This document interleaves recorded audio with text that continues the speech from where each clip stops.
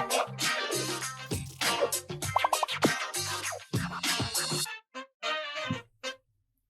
tulemast kuulama podcasti nimega Selge pilt.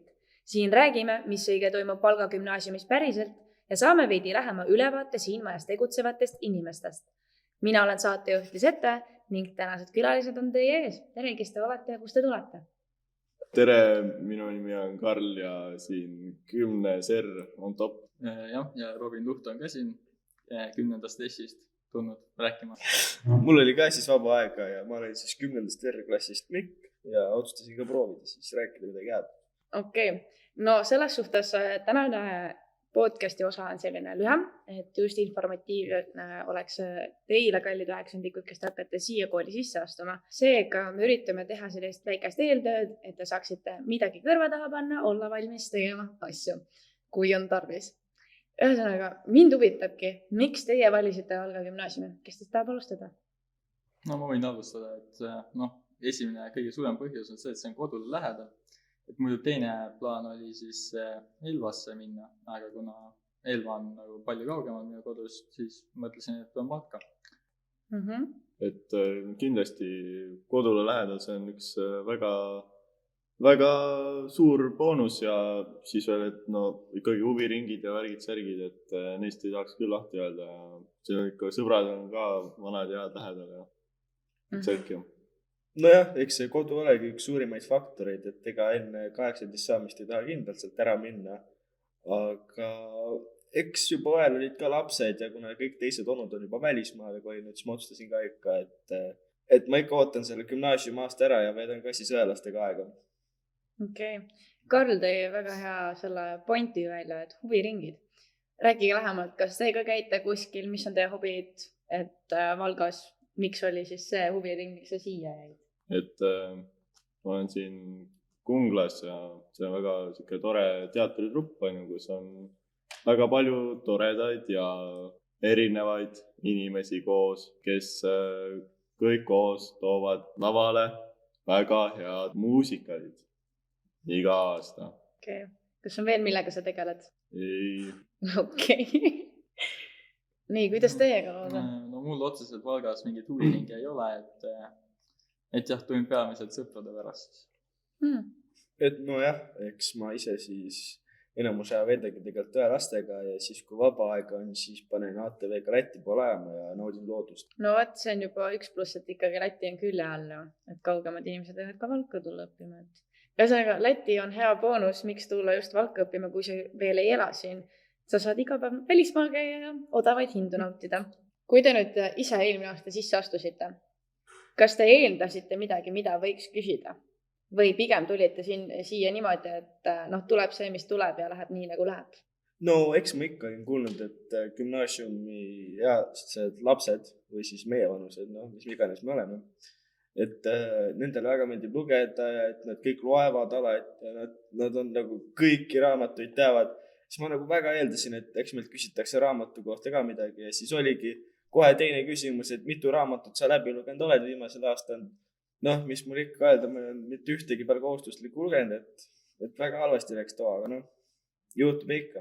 No ma arvasin, et küsitakse seda, et mis teistesse koolidesse oled kandideerinud ja et miks siis sinna ja mis seal on parem kui meil ja mis meil on parem kui siin ja siis kindlasti mind hoiatati, et võidakse küsida kooli motot, et selle õppisin kindlasti pähe ja siis jah.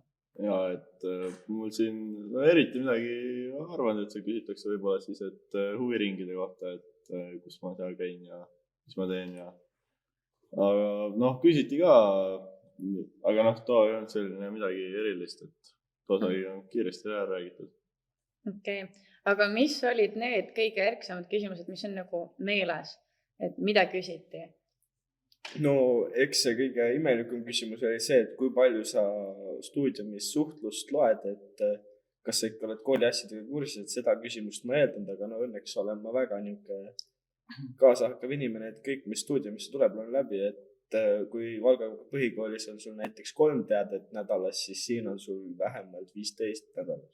Ma mäletan sellest vestlusest põhist ainult ühte küsimust ja seda sellepärast, et kui minu kallis, selleaegne klassivend, siis endine klassivend Tanel käis sellel vestlusel ja siis küsisin, et mida temalt küsiti, siis tema ütles, et mulle, et väga imelikke küsimusi küsiti, et kui sinu klassijuhatajale helistatakse, siis mida ta räägiks teie kohta. Ja siis see oli üks küsimus, milleks ma kindlasti valmistusin ja peale selle ma rohkem ei mäletagi, mida sa küsisid. No mina enda kogemusest, kui ma nüüd peaaegu 3 aastat tagasi siia kooli just sisse astusin, küsiti igasuguseid huvitavaid küsimusi, milleks ma üldse valmis ei olnud, sest mina valmistusin kodus niimoodi, et ma kuulasin hullult Harri Tiida taustajutte läbi, sest ma eeldasin, et küsitakse laia silmaringi, aga minu üllatuseks hoopis küsiti rohkem minu enda kohta, milline inimene ma olen, mida ma eelistan, mis raamatu ma hiljuti läbi lugesin, kas oli vabatahtlik raamat või see oli sunniviisiline, ehk siis see on see, mis selle nimi nüüd on, kohustuslik kirjandus. Et no mina mäletan seda, et see eeltöö, mida mina tegin, nägi välja ka samasugune, et kõik, kes olid käinud enne mind, siis küsisin nende, kes neid küsiti kõige imelikum asi, ma mäletan, mida mu endine klassiõde, praegune paralleelikas, siis küsiti temaga sellist asja, mis on kõige viimane asi, mis sa õppisid. Ja siis ta rääkis, kuidas sokkidega lokke teha ja siis ta pidi seletama seda siin vestlusel, et kuidas see asi käib, et olge sellisteks asjadeks ka valmis. Aga miks peaks just näiteks Valga õpilane eelistama Valga gümnaasiumit, mitte teisi koole? Eks see kodu olegi meil siin üks peapunkte, miks tulla. Et kui sa ikkagi oma kodu lähedal saad koolis käia, siis see on nagu eriti suur pluss. Ja ega kooli ka midagi viga ei ole, seltskond, kes siin koos on tõesti vastuvõttev ja juba 2 kuuga oled sa osa sellest perekonnast ja naudid seda 3 aastat.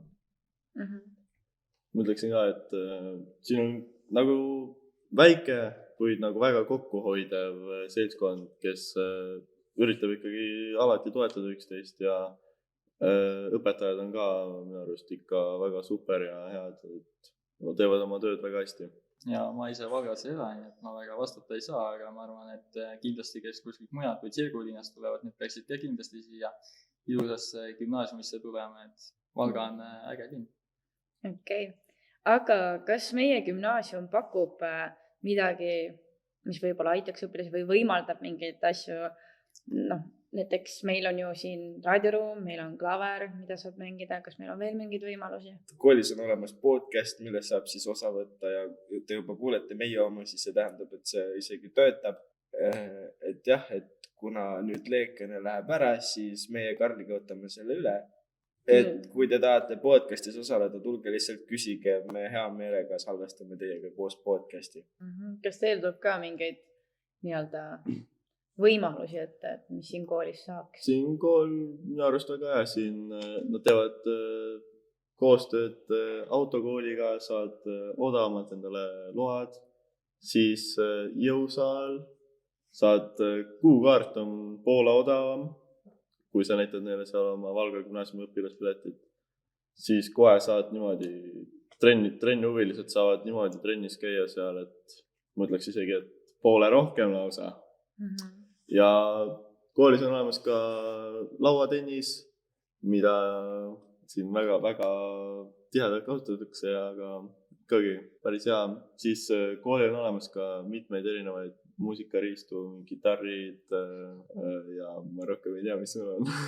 Meil on trummid ja siis siin on klaver ja rohkem vist väga ma ise ka ausalt kursis sellega ei ole. Aga et kindlasti muusika poole pealt ka, et kes tahab, saab ikkagi bändi teha ja tegelikult oleks väga äge, kui kunagi saaks koolibändi teha, mida on tahetud käima tõmmata.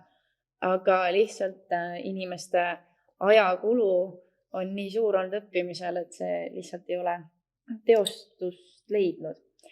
Aga ma saan aru, et siin on ikkagi raske lisada asju. Siis mina ikkagi tahaks teada, et teil oli ju ka kirjalik test. Milline see välja näeb?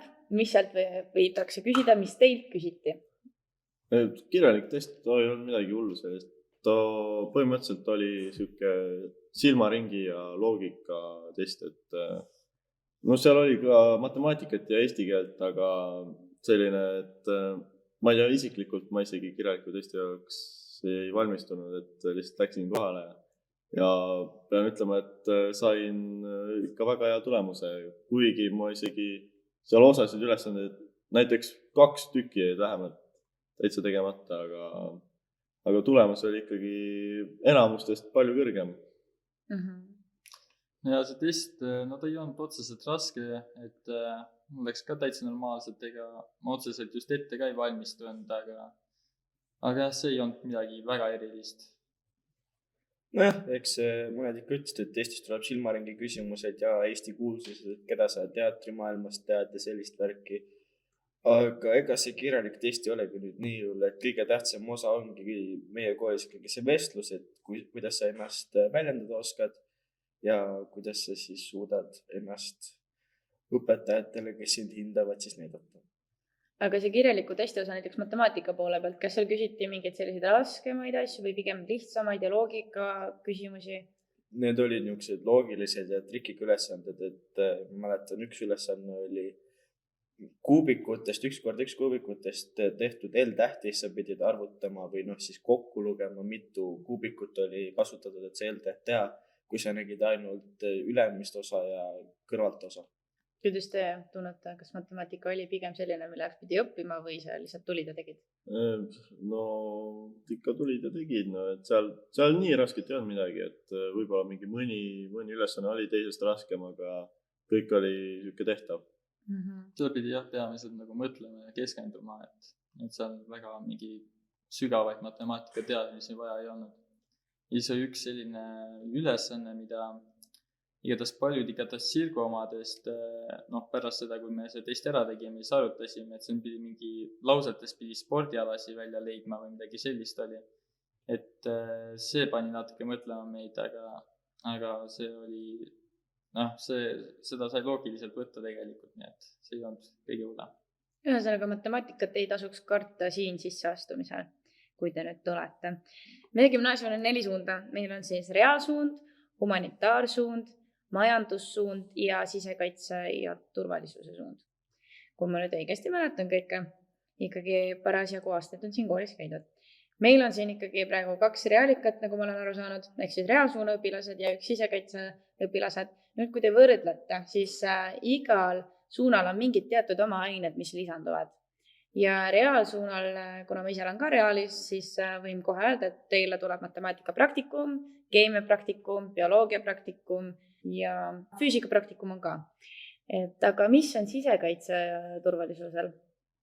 Sisekaitse turvalisusel on siis 1 lisakehaline, et kehalised võimed on see nimi, aga see on täpselt sama, mis tavaline kehaline kasvatus. Ja üldse minu sisekaitse suund on nendest kõikidest suundadest selline suund, mis saab kõige rohkem sellist nagu põnevat tegevust. Et me käisime sügisel sisekaitselaagris või see oli jah, et toimus selle Valga militaarmuuseumis ja see oli päris tore ja sellist huvitavat tegevust on minu sisekaitse suunal kõige rohkem.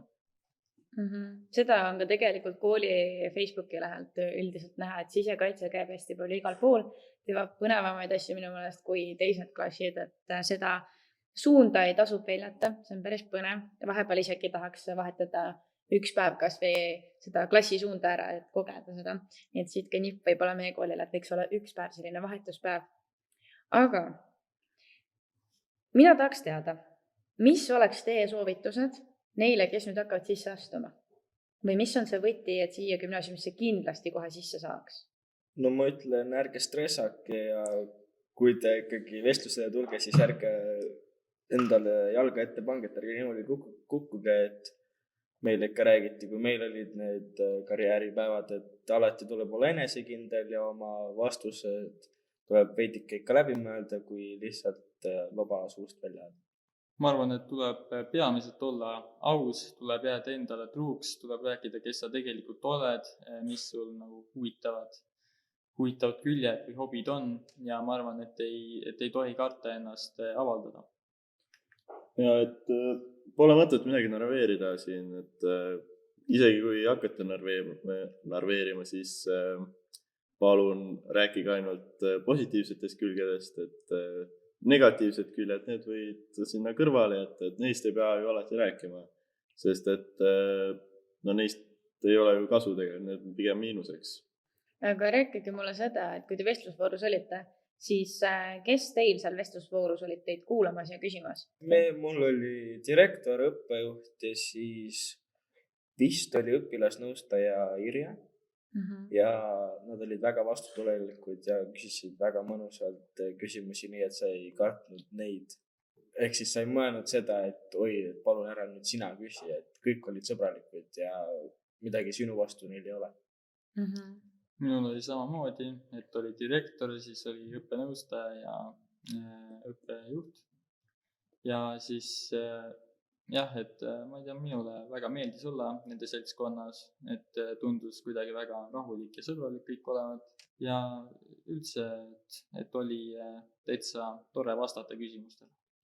Karta pole midagi, siin ega keegi halba ei taha sulle, et pigem ikka tahavad ju uusi nägusid enda kooli, kui teile niimoodi jalga ette panna, et ei saakski kooli või midagi. Aga kas teie arvates peaks direktorit kartma vestluse ajal või pigem võtaks seda kui sõpra? Ei, tead, isegi direktorit võiks võtta kui kõige suuremat sõpra, et kooli peal ikka näed, siis viskad talle käppa ja ütled, et kuidas läheb ja sellist värki, et direktor on väga niisugune muhe mees meil, chillib kogu aeg, et vahet ei ole, kus seda näed, ta on alati heas tujus ja midagi tal ei tundu halvasti minema. Okei, aga rääkige mulle, kes on need meie gümnaasiumis nii-öelda need pärlikesed õpetajate seas, kelle pärast tasuks siia kooli kohe kindlasti tulla? Üks neist on kindlasti Timakova, kes on meie füüsikaõpetaja. Ta on väga asjas nagu hingega sees ja oskab minu arust väga hästi õpetada. Siis teine on Varul, kes on matemaatikaõpetaja ja ka teeb väga hästi oma tööd ja alati seletab ja innustab sind küsima, kui sa midagi ei oska. Siis on eesti keele õpetaja Varja, minu arust on selle kooli üks paremaid õpetajaid, sest et ta on üldse selline kuidagi hästi hooliv ja siis ta hoolitseb, et kõikidel hästi läheks. Ja siis, kui ma põhikoolis käisin, siis hoiatati mind, et keegi tulevastest õpetajatest ei aita neid järelvastamisi ei tuleta meelde ja kõik peab ise vaatama, aga Varje täitsa aitab, et ütleb, et kuna saab ja minust täitsa tore õpetaja. Tuleb vastu ühesõnaga. Jah, tuleb vastu. No eks minu jaoks peaks see olema ilmselt meie vene keele õpetaja, kuna ta on tõesti lahke ja alati vastu tulev. Vene keel ei ole minu jaoks üldse kerge, ma ei mõista seda vene keelt absol. Ja mu enamus tööd jäävad tegemata või on need kahed ja siis ma pean neid kogu aeg järgi minema vastama. Aga ta on alati väga vastu tulev ja mõistev, et kui sa ei saanudki seda teemat selgeks, siis ta ikkagi proovib sulle anda võimalusi, et sa saaksid need teemad selgeks. Ja lihtsalt ühesõnaga on ta lihtsalt super. Kui nüüd tõmmata täitsa otsad kokku, siis kindlasti on raudselt neid inimesi, kes kandideerivad siia kooli teadmisega, et võib-olla nende enamus seltskond läheb üldse hoopis teise kooli. Kas sellist olukorda pigem peaks kartma või kuidas teie võtaksite seda, kui sa tead, et sa kandideerid siia kooli koos oma nii-öelda turvalise satsiga, kellega sa oled kogu aeg olnud pidevalt põhikooli ajal koos ja nüüd järsku tead, et võib-olla sa oled ainuke, kes siia kooli nagu jääb ja tuleb. Et kas seda nagu peaks kartma? Ma ütleks, et kartma kindlasti ei pea seda, sest et vähemalt meil on juba päris ühtne klass nagu vorminud või valminud siin kuidagi, kuidas öelda. Ja et siin ikkagi peaaegu täiskasvanud inimesed olete varsti siin, et keegi sulle halba ei taha ja kõik ikkagi on sõbralikud üksteisega. Ma arvan ka, et üksinda tulla siia Valga gümnaasiumisse, et see ei ole hirmus asi, kuigi kui mina tulin, siis põhiliselt suur osa tsirkulina omasi tulid ka siia, aga enne üldse seda selle kandideerimise või sisseastumise ajal, et siis paljud mõtlesid, et ei, Valga gümnaasiumisse küll ei lähe, et meie sinna ei lähe, et läheme Tartusse kuhugi. Aga siis lõpus tulid ikka enamus siia ja see on, ma olen õnnelik selle. Okei, Mikk on lausa sõnatu selle peale. Aga mina julgustan ka, et võta see teekond ette ja usu mind, sa väärib seda. Koolis sul on võimalusi tegelikult igalt poolt haarata, tuleb võtta see initsiatiiv ja teha asju. ja samamoodi, nagu näete, Mikk ja Karl hetkel räägivad, aga ilmselt võtavad selle podcasti üle. Ja minu meelest, miks mitte, oleks väga äge, kui sina, kes sa nüüd siia kandideerid, ütled omal nii-öelda sisseastumisvestluses sellise asja, et sina tahaksid siia kooli teha kooli TV ja hakata seda juhtima, siis see oleks ideaalne võimalus sulle, kuidas kohe ennast raudselt ilmselt siia kooli nii-öelda sisse süüa. Nii, et kas te soovite veel kedagi tervitada? Tervitaks siis Tanelit, Tanel Kasuk meie klassist ja siis Albert Trvalskit meie klassist ja siis Gert Metsari meie klassist ehk nad on meie head sõbrad nüüd. Albert oli juba varemgi, aga Gert ja Tanel on nüüd tõesti sisse sulanud meiega. Et üks punt ja käime linna peal ringi ja naudime elu. Ja arvan, et kõiki oleks vaja tervitada, aga ma ei hakka kõiki siin tervitama, et siis ma tervitaks terve õhtuni välja, nii et jah, et ma ei hakka pigem alustama. Ma ütlen nii, et soovin kõigile edu ja head põrumist. Aitäh, et kuulasite meid ning loodetavasti kuulete juba peatselt podcasti Miku ja Karli saatel. Tšauki, mauki!